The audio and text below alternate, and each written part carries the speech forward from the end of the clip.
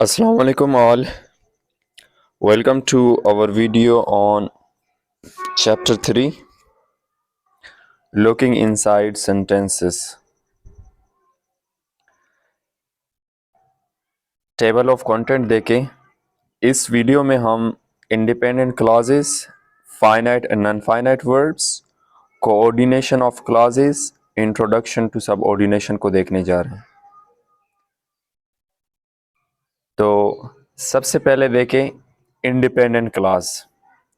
Definition देखें, an independent clause is a clause that stands alone and gives a complete meaning. Independent clause वो clause होता है जो alone stand कर सकता है और complete meaning देता है। In simple words, it is a simple sentence that stands alone. आसान अल्फाजों में independent clause क्या है? एक sentence है जो अकेला स्टैंड कर सकता है और मीनिंग दे सकता। ठीक है। इंडिपेंडेंट क्लॉज के कुछ की फीचर्स हैं वो देखें। सबसे पहला, can stand alone as a complete sentence. Independent clause क्या है? एक कंप्लीट सेंटेंस की तरह अलोन स्टैंड कर सकता है। और दूसरा, have a subject and predicate. Independent clause में सब्जेक्ट भी होता है और प्रीडिकेट भी होता। तीसरा इसका फीचर है contain a finite verb expresses tense information. Independent clause क्या है? एक ऐसा क्लास है जिसमें फाइनाइट वर्ब होता है जो आपका टेंस इंफॉर्मेशन को एक्सप्रेस करता हो। ठीक है। एग्जाम्पल्स देखें। The sun rises, she ate breakfast, they will arrive tomorrow. अब ये तीनों एग्जाम्पल्स को हम इंडिपेंडेंट क्लास क्यों कहते हैं? हम इनको इंडिपेंडेंट क्लासेस इसीलिए कहते हैं क्योंकि ये स्टैंड अलोन कर सकते हैं एज अ कंप्लीट सेंटेंस। इनमें सब्जेक्ट भी है और प्रीडिकेट भी है और इनमें फाइनाइट वर्ब है जो टेंस को एक्सप्रेस कर रहे हैं। ठीक है। और इंडिपेंडेंट क्लॉजेस के बाद हमारे पास आ जाता है finite and non finite verbs. सबसे पहले मैं आपको बताता हूँ कि वर्ब्स क्या होते हैं। Verbs are words that show action. Verbs क्या हैं? ऐसे वर्ड्स हैं जो एक्शन को एक्सप्रेस करते हैं या शो करते हैं। एग्जाम्पल्स, ईट, प्ले, गो, कम क्या है? ये क्या आपके पास एक्शन वर्ब्स हैं। अब यहां देखें finite and non finite verbs. Verbs in English can be classified into two main categories. Verbs को इंग्लिश में मेनली दो जगहों पर तकसीम किया गया है, finite and non finite verbs.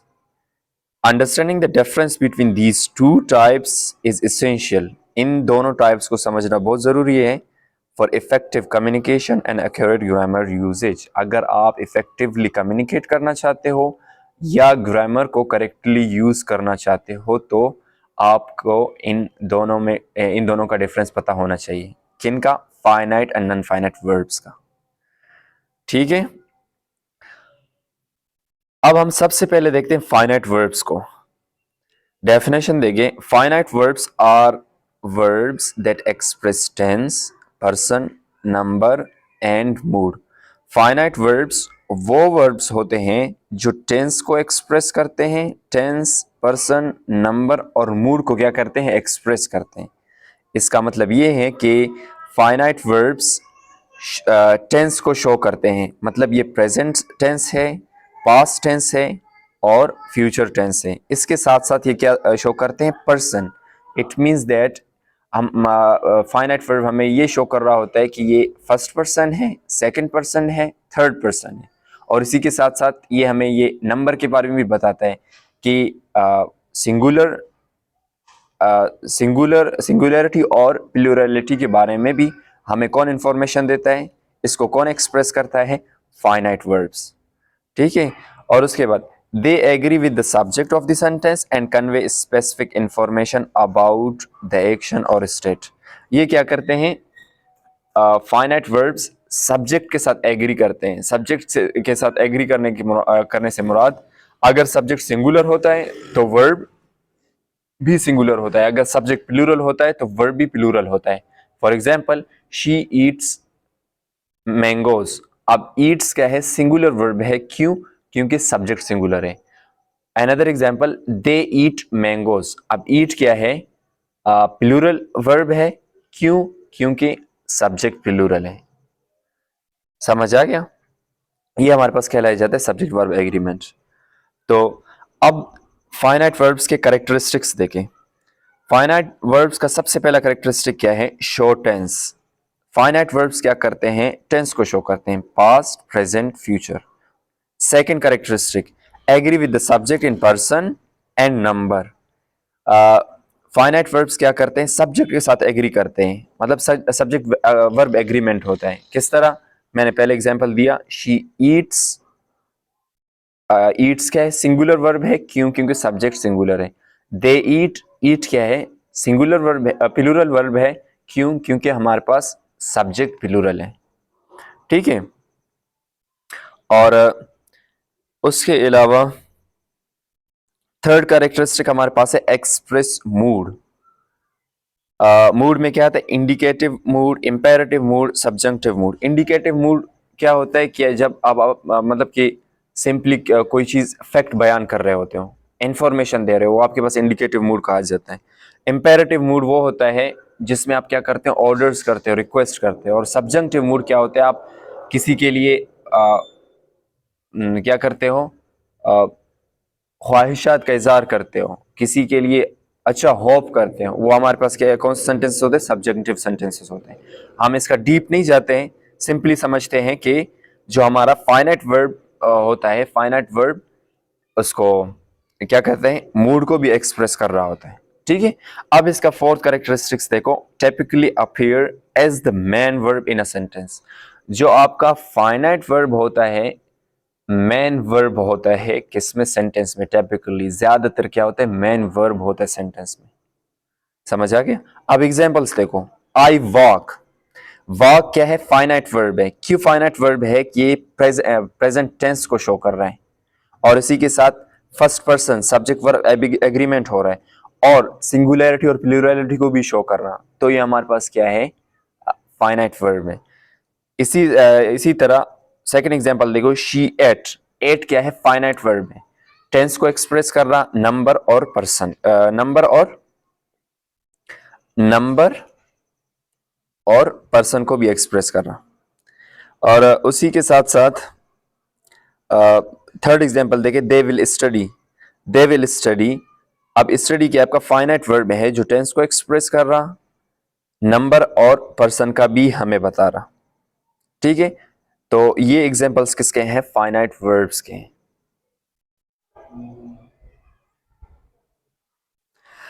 अब फाइनाइट वर्ब्स का एग्जांपल के बाद आता है main verbs and verbal auxiliaries. In English, only one element in a clause can be finite. This element can be either a main verb or an auxiliary verb, also called a helping verb. English में क्या है? Finite verb एक element हो सकता है, और ये element या तो मेन वर्ब होता है या ऑक्सिलरी वर्ब होता है। इसका मतलब ये है कि मतलब कि सेंटेंस में फाइनाइट वर्ब एक हो सकता है, या आपका वो मेन वर्ब हो सकता है या हेल्पिंग वर्ब हो सकता है, दोनों एक साथ नहीं हो सकते। ठीक है।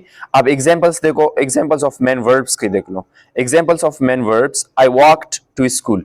अब इस सेंटेंस में हमारा फाइनाइट वर्ब क्या है? Walked. She eats breakfast every morning. इस सेंटेंस में हमारा फाइनाइट वर्ब क्या है? ईट्स है। और last example, they bought a new house. They bought a new house में बॉट हमारा क्या है? फाइनाइट वर्ब है। अब examples of auxiliary verbs, I shall study tonight. She does her homework in every day. They have lived here for years. अब इन मतलब examples of auxiliary verbs के जो एग्जांपल्स थे, उनमें हमारे पास फाइनाइट वर्ब क्या है? ऑक्सिलरी वर्ब है, हेल्पिंग वर्ब है। इसमें हमारा फाइनाइट वर्ब मेन वर्ब नहीं है। अब हमारे फाइनाइट वर्ब्स यहाँ पे क्या है? शैल है, डज है और हैव है। ठीक है। हमने पहले डिस्कस किया कि एक ही सेंटेंस में दो फाइनाइट वर्ब्स नहीं हो मतलब कि फाइनाइट वर्ब्स दो नहीं हो सकते, फाइनाइट वर्ब एक हो सकते हैं। या तो वो मेन वर्ब होता है या हेल्पिंग वर्ब होता है। मेन वर्ब के साथ जब भी अगर कोई और हेल्पिंग वर्ब आ जाता है तो उसका फाइनाइट वर्ब बन जाता है। ठीक है, जैसे एग्जांपल्स में हमने डिस्कस किया। अब हमारे पास है मॉडल ऑक्सिलरीज। अब model auxiliaries express permission, necessity और एबिलिटी। मॉडल ऑक्सिलरीज क्या होते हैं? वो ऑक्सिलरी वर्ब्स होते हैं जिनको हम यूज करके परमिशन लेते हैं या किसी नेसेसिटी को एक्सप्रेस करते हैं या एबिलिटी को एक्सप्रेस करते हैं। For example, you can go now. You can go now, can क्या है? ऑक्सिलरी वर्ब है जो कि एबिलिटी को एक्सप्रेस कर रहा। She may attend the meeting, she may attend the meeting, ये भी आपका पॉसिबिलिटी और इसको पॉसिबिलिटी और डिग्री को एक्सप्रेस कर रहा। और तीसरा एग्जांपल है he must finish his project. Must क्या है? हमारा ऑक्सिलरी वर्ब है जो ऑब्लिगेशन शो कर रहा। अब इन तीनों सेंटेंस में हमारा फाइनाइट वर्ब क्या है? हमारा फाइनाइट वर्ब्स हैं कैन, मे एंड मस्ट। जब भी मतलब कि मॉडल ऑक्सिलरी वर्ब्स को देखो तो वहां मॉडल ऑक्सिलरी वर्ब्स जब यूज हो रहे हो सेंटेंस में तो मॉडल ऑक्सिलरी ही वर्ब आपका क्या है? फाइनाइट वर्ब है। अब मॉडल ऑक्सिलरी वर्ब्स कौन कौन से हो सकते हैं? Can, could, may, might, will, shall, would, ये क्या आपके मॉडल ऑक्सिलरी वर्ब्स है। जब भी आप इनको सेंटेंस में देखो तो समझो ये आपका क्या है? फाइनाइट वर्ब है। ठीक है। और लास्ट में देखो, have and be main verbs and एक्सपेक्चुअल ऑक्सिलरीज। हैव और बी से मुराद is, am, are, was were, ये आपके मेन वर्ब्स भी हो सकते हैं और हेल्पिंग वर्ब्स भी हो सकते हैं। डेफिनेशन देखो, have and be can be main verbs और auxiliaries. Main verb examples, I have a cold, I have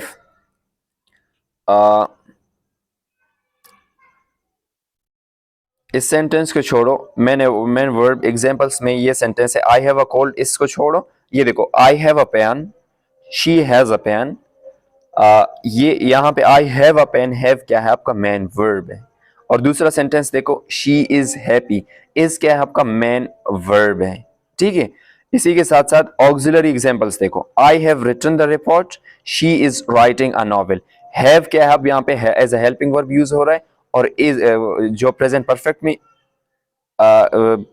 में यूज हो रहा। और दूसरा sentence, she is writing a novel, ये प्रेजेंट प्रोग्रेसिव में is as a helping verb use हो रहा। ठीक है। तो मतलब have and be main verb भी हो सकते हैं और हेल्पिंग वर्ब भी हो सकते हैं। मेन वर्ब होंगे तो भी ये फाइनाइट वर्ब कहलाया जाएगा, अगर हेल्पिंग वर्ब भी होते हैं तो भी हमारे पास ये फाइनाइट वर्ब होता है। ठीक है।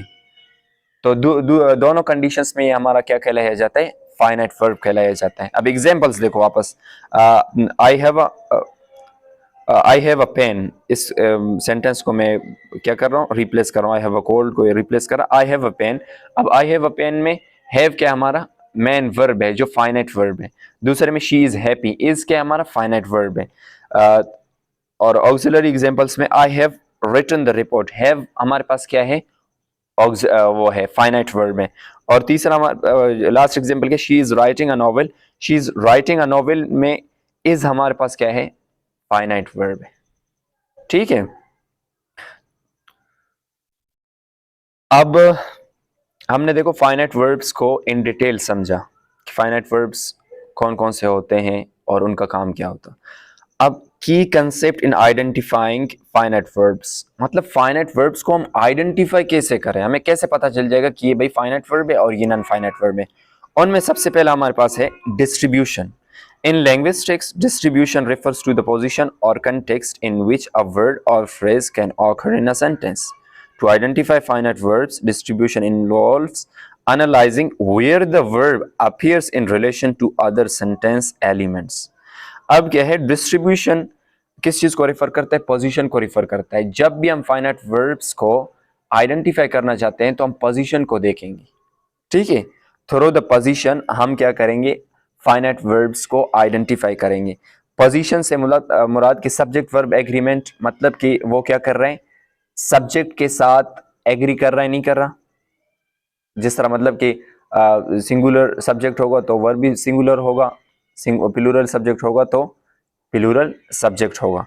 और हम वर्ड ऑर्डर को देखते हैं, पोजीशन में वर्ड ऑर्डर को देखते हैं कि मतलब जो आपका फाइनाइट वर्ब है वो कब आता है, आफ्टर द सब्जेक्ट आ रहा है या नहीं। ठीक है, शी ईट्स ब्रेकफास्ट, अब ईट्स में आपका मतलब कि सब्जेक्ट के बाद आ रहा है ना। इस तरह हम पोजीशन को देखकर आइडेंटिफाई करेंगे कि फाइनाइट वर्ब है और नहीं है। समझ आ गया? क्योंकि नॉन फाइनाइट वर्ब्स होते हैं उनका पोजीशन बिल्कुल डिफरेंट होता है, वो हमेशा आपका सब्जेक्ट के बाद नहीं आते हैं, डिफरेंटली आते हैं। लेकिन जो आपके फाइनाइट वर्ब्स होते हैं यूजुअली कब आते हैं, ज्यादातर कब आते हैं, हमेशा सब्जेक्ट के बाद आते हैं। मतलब पहले सब्जेक्ट रखो फिर उसके बाद आपके पास क्या आ जाता है, फाइनाइट वर्ब आ जाता है। लेकिन कभी कभार जो सब्जेक्ट से पहले भी आते हैं, ये रेयरली होता है, ज्यादातर नहीं होता, आपने भी नहीं देखा होगा। अब मैं आपको एक एग्जांपल देता हूं, हियर कम्स द बस। अब कम्स क्या है, द बस सब्जेक्ट है उससे पहले आ रहा है, लेकिन ये रेयर केसेस में होता है। ज्यादातर क्या होता है, ये आपका सब्जेक्ट के बाद आता है, मतलब आप पहले सब्जेक्ट को रखते हो फिर फाइनाइट वर्ब को रखते हो। अब आई होप आपको समझ आया होगा डिस्ट्रीब्यूशन। आसान अल्फाजों में डिस्ट्रीब्यूशन वो है जो हम क्या करते हैं, वर्ब का पोजीशन को देख के हम आइडेंटिफाई करते हैं कि फाइनाइट वर्ब है या नहीं। ओके, अब दूसरा हमारे पास है इन्फ्लेक्शनल्स। Inflectionals or inflectional endings are grammatical markers that indicate tense, aspect, mood, voice, person, or number. Finite verbs are often identified by their inflectional endings, which distinguish them from non-finite verbs. अब ये है इन्फ्लेक्शनल इन्फ्लेक्शनल इन्फ्लेक्शनल्स क्या है, grammatical markers है जो indicate करते हैं tense को, एस्पेक्ट, मूड, वॉइस, पर्सन और नंबर को। फाइनाइट वर्ब्स को हम इनके थ्रू भी आइडेंटिफाई कर सकते हैं, इन्फ्लेक्शनल मॉर्फीम्स के थ्रू भी हम आइडेंटिफाई कर सकते हैं। अब इन्फ्लेक्शनल्स कौन कौन से होते हैं, S, E S, E D, E N, E D, E N, I N G, ये हमारे पास क्या इन्फ्लेक्शनल्स है जो हम by the end of the word put करते हैं।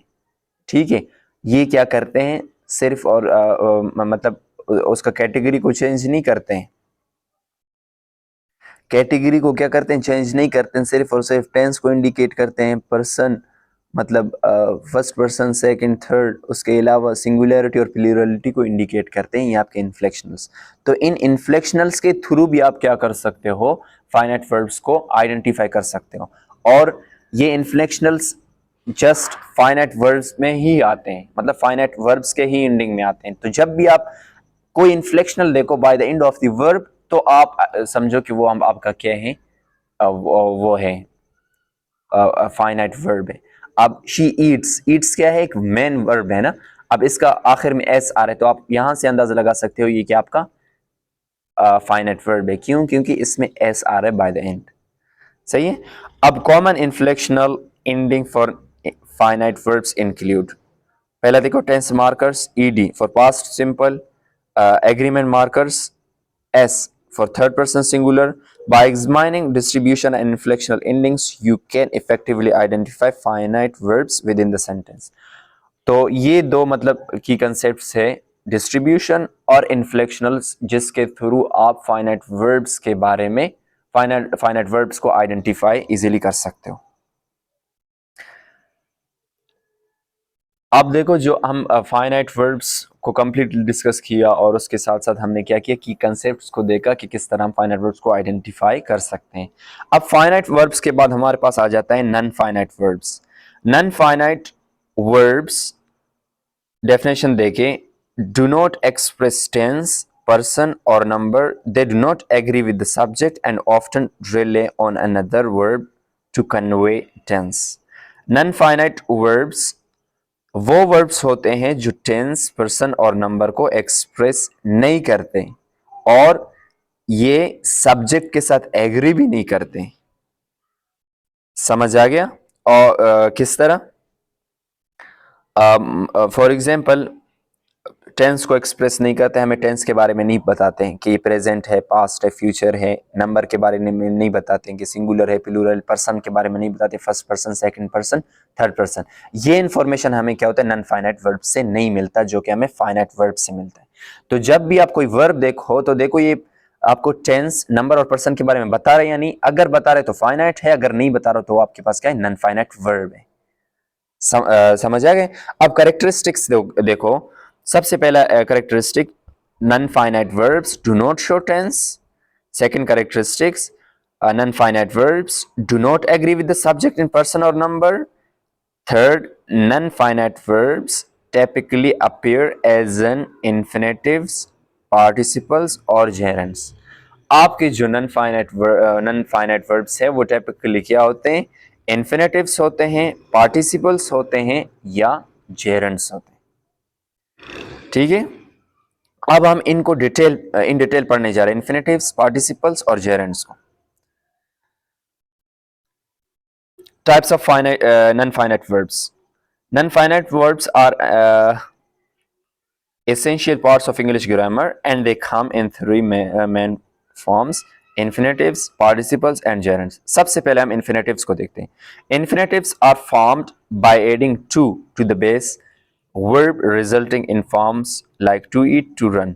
Infinitives को किस तरह बनाया जाता है, to add to preposition with the main verb। जब भी आप to plus verb देखो तो आप समझो कि वो आपका क्या है, इंफिनिटिव है। और इंफिनिटिव क्या है, नॉन फाइनाइट वर्ब है। Infinitive verb, they can function as a noun, adjective or adverbs depending on the context। For instance, in the sentence I want to eat, the infinitive to eat serves as a noun। क्या है, infinitives क्या कर सकते हैं, as a noun, adverb और adjective भी act कर सकते हैं। ठीक है, अब एज अ नाउन इसको सिर्फ और सिर्फ यहाँ पे आप एज अ नाउन इसको समझो। For instance I want to eat. अब to I want to eat क्या है, टू ईट एक्ट कर रहा है एज अ नाउन, क्या है, इन्फिनेटिव है। और यहाँ इस सेंटेंस में आई वांट टू ईट अगर आपसे कोई पूछे कि फाइनाइट वर्ब क्या है, तो आप कहोगे कि वांट क्या है, हमारे पास फाइनाइट वर्ब है। ठीक है, क्योंकि वो हमें इंफॉर्मेशन दे रहा है अबाउट पर्सन, नंबर और टेंस। लेकिन जो टू ईट है ये नॉन फाइनाइट है, क्योंकि ये इन पर्सन, टेंस और नंबर के बारे में हमें नहीं बता रहा। ठीक है, तो इस वजह से ये क्या है, नॉन फाइनाइट वर्ब है। अब दूसरा हमारे पास है participles. Participles come in two forms: present ing and past ed। They can function as adjective or verbs। Participles क्या होते हैं, दो फॉर्म्स में आ जाते हैं, एक है ing फॉर्म और दूसरा eden फॉर्म। इन ये एज अ एडजेक्टिव भी फंक्शन कर सकते हैं और एज एन वर्ब भी कर सकते हैं। The present participle eating acts as an adjective in the eating disorder requires attention. अब देखो यहाँ पे द ईटिंग डिसऑर्डर, यहाँ पे ईटिंग क्या है, एज एन एडजेक्टिव वर्क कर रहा है। ठीक है, वर्क कर रहा है एज एन एडजेक्टिव। और दूसरा सेंटेंस में देखो, meanwhile the past participle eaten functions as a verb, the cake has been eaten. अब यहाँ पे आपका ईटन है एज अ वर्ब एक्ट कर रहे हैं। समझ आ गया। तो मतलब कि आपके पास पार्टिसिपल होता है एज एन एडजेक्टिव भी एक्ट कर रहा होता है, एज एन मैन वर्ब भी एक्ट कर रहा होता है। आसान अल्फाजों में मैं आपको समझाऊं कि प्रेजेंट प्रोग्रेसिव में देखो, अब आईएनजी वर्ब आ रहा है तो एज अ वर्ब एक्ट कर रहा है। ठीक है, पास्ट परफेक्ट में देखो, प्रेजेंट परफेक्ट में देखो एज अ वर्ब एक्ट कर रहा है। She has cooked food, they are playing cricket. यहाँ पे क्या है, आपका participle as a verb act कर रहा है। अगर मैं इसको यहाँ से हटाऊं, किसी और जगह आपको देखो, टेंसेस के अलावा किसी और जगह आप देखो, तो समझो कि वहां वो एक्ट कर रहा है एज एन एडजेक्टिव। ठीक है, अब हम पार्टिसिपल्स को थोड़ा और डिटेल में देख रहे हैं। फर्स्ट क्या है, the ING participles. The ING participles और present participles is used with auxiliary verbs be to create the progressive. क्या है, the ING participles present progressive sentences में यूज होते हैं, प्रेजेंट प्रोग्रेसिव, पास्ट प्रोग्रेसिव और फ्यूचर प्रोग्रेसिव में। सही है, एग्जांपल देखो, चार्ली वाज लाफिंग लाउडली। अब क्या है, लाफिंग क्या है, एक्ट कर रहा है एज अ वर्ब, किस में है, पास्ट प्रोग्रेसिव को शो कर रहा है। दूसरा है the past participle. The past participle is used with auxiliary verbs have to form the perfect aspect as in, I have you eaten the cake. अब द पास्ट पार्टिसिपल्स किस में, perfect tenses में और पास्ट टेंसेस में use होते हैं। Perfect tenses में ज्यादातर यूज हो रहे हैं ना। अब देखो कैसे, I have cooked food, I have eaten the cake.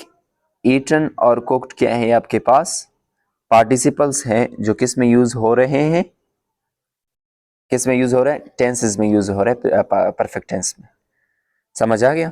तो ये हमारे पास क्या था, पार्टिसिपल्स थे। अब उसके बाद हमारे पास है जेरेंड्स। जेरेंड्स में और पार्टिसिपल्स में कुछ सिमिलरिटीज हैं, लेकिन आप डीप ना जाना। अब जेरेंड्स का एग्जांपल देखो, gerunds are found by adding ING to the base verb resulting in the form in forms like singing, they function as a noun. अब जेरेंड्स क्या है, जेरेंड्स को हम कैसे बनाते हैं, बाय पुटिंग आईएनजी। उनको मतलब कि मेन वर्ब के साथ हम आईएनजी लगाते हैं, जेरेंड्स उनको बना देते हैं।